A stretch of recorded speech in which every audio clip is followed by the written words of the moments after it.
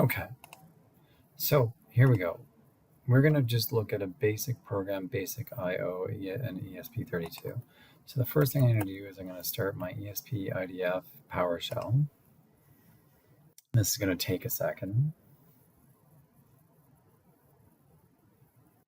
And then once this stops initializing, I'm going to move to my project directory for ESP32. So the CD backslash gets you to the root directory or C, and then I'm going to go CD ESP underscore project. That gets me there. That little finish there was the tab key. Once you're partway through specifying the directory, you can just tab and it'll complete it for you, provided there's no ambiguity. So if we do ls from here, we're going to see this program right here. Now I've already created it. What I'm going to do here is just take you through the process of creating a project. Let's just do idf.py, and we're going to see all the functions here for the idf.py. And so what we want to do is we want to create project. Okay, so we're going to go back down, idf-py,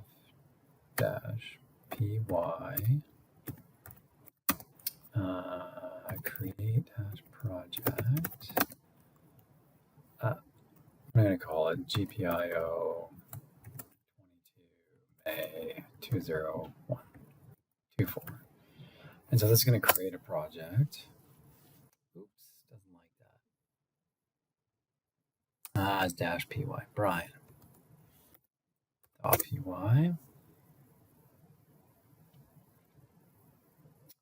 And so now we can do cd GPIO 22 May. So now we're inside the directory.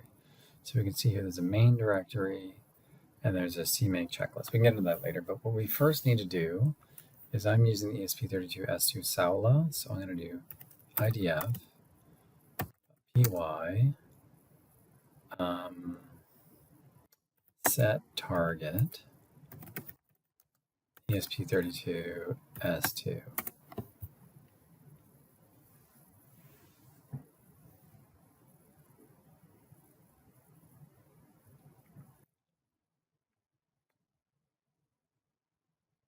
That's going to run. Maybe I'll slice this out. So what it's doing now is just creating our new SD config file, which is a bunch of settings for, if you look here, SD config right there. It has all the settings for the chip, and it has a bunch of, it turns a bunch of things on and off by default. And it's just a simple text file. So once this is done setting the target or the chip I'm using, I'm going to type idf.py build, and that's going to start to build all the linker files and everything to get this program to run. It will take a while. So my suggestion is once you've created the project, just set the target and run it, and then go work on the file. And by the time you come back, it'll be done running and you'll be ready just to compile again, which is a much shorter time frame. Okay. Oops, look at that. It's done. So now let's do idf.py build. And that's going to start building. That's going to take a while. So let's go back. Yeah, you can see it's going to take forever. So we need to go back to here. And what did I call it? GPIO. Right there. So I can go to my main, and I can do this. So basically, I'm just going to copy over each element from my other file that works, which is right there. Okay, so this is the file that we're going to start with. So let's copy this over here into our void main app here. Okay, so we can see it calls setup. It creates a task handle, and then it calls xTaskCreate to create a task based on this routine, subroutine function. That's the name, that's the size of the heap, that's the variable sent, which is null to the task. There's the priority, and then we send it with a handle by reference. So going back and looking at setup, Let's just copy this over. Yeah, setup, sorry. Okay, so we have setup IO, ESP error check. So this part right here, so we in our main here, we call setup IO. It returns a void and it's called setup. So the program jumps to here. What it does here is it goes GPIO set direction, okay, pin, which is a variable that I'm going to define with a define statement, and the GPIO mode output. So it's setting this pin to be output only, and it's error checking what this function returns, okay? And this is a macro inside of ESP32. ESP32 error check, we're going to disable the pull up and pull down. And now this may seem really odd because we're setting this to be an output pin, but multiple forms will tell you that if you don't do this, you risk running into like bugs. And then we're going to call this function GPIO set level pin 0. So what is pin? Well, pin is defined by this define statement to be the GPIO number 3. Okay. And so going back to our function here, so we create a handle, and xtask create task 1. So we need to get this task function, which we originally had over here. So I'm going to copy that over, and you'll note I'm missing these files here too. But let's just put it over here. Okay. So xtask create creates this function, creates a task that runs this function, sorry. So it takes a void pointer of args, but we're not going to use that today. Int, we set a local variable int on equals 0, and then we infinite loop run through here. Okay. And so what we do to start is we just say on is equal to the opposite of on, the not. So it starts at 0, goes to 1. Then we set the level of pin, which is this one here, which we set up down here to be an output, to be on. So the first run through is going to be 1, the next run through is going to be 0. We then call vtask delay, which is a task used to just temporarily put a task into a suspended state. And this one is PDMS to ticks, so this converts milliseconds to the number of ticks for the vtask delay, and so it's going to stop for around 2 seconds. And then we're going to output to the terminal, printf, pin number 3 is set to, okay. So let's copy over all this stuff here. Let's go back and check on how our code is doing. Oh, it's still running. So you can see I've saved a bit of time here by just creating it and building it. So wait a second here.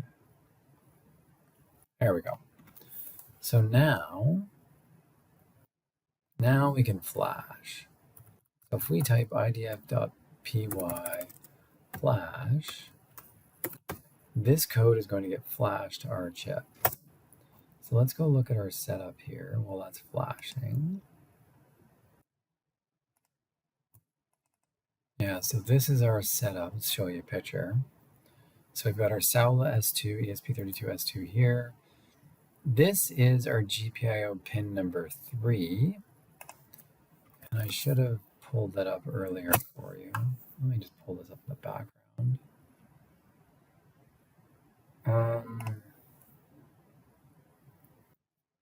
Yeah, so you can see this is pin 3. I'll pull up the schematic in a second. So the output goes to a resistor, which goes to a diode, which goes to ground. I've got 5 volts on this rail, and this is the power going into my, I don't know if you can see it there, 5 volts. So I'm powering the board not through here, but through here. And then I've also got, there's a ground here, and there's a 3v3 power option too. Okay, so I've just gone with the 5 volts. And then if we go to here, that's the S3 I normally use. But here's the S2 Saula. And so you can see I use GPIO number 3, which is this one right here. GPIO 3 is pin 5. If you go back and look, you can see I'm at 1, 2, 3, 4, 5. So I'm active off this pin. Now, what is it actually happening? If I run this video here, it'll show you. And you can see it's just on and off for 2 seconds. But remember, I also printed at the terminal, so how do I check that? I go back over here, I do idf.py monitor.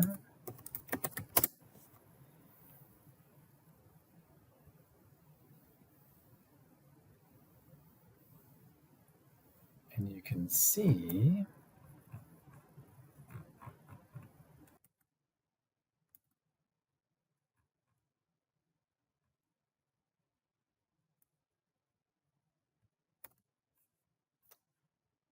oh, do I not have the printf? No, it's right there. So that should be outputting what? Let me just run this one more time.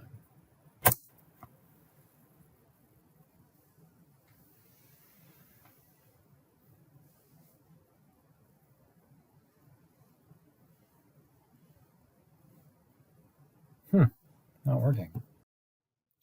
I just realized I didn't recompile. So if we go back here, so the program's doing nothing because there's nothing in it. So now I need to do idf.py build.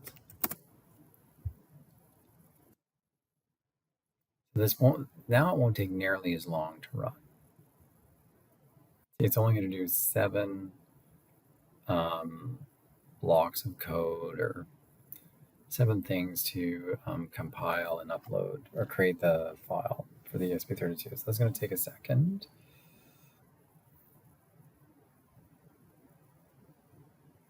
There it is. So now I can do Flash.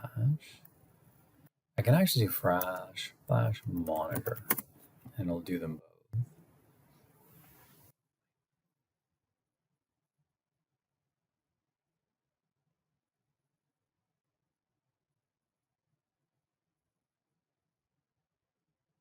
There it is.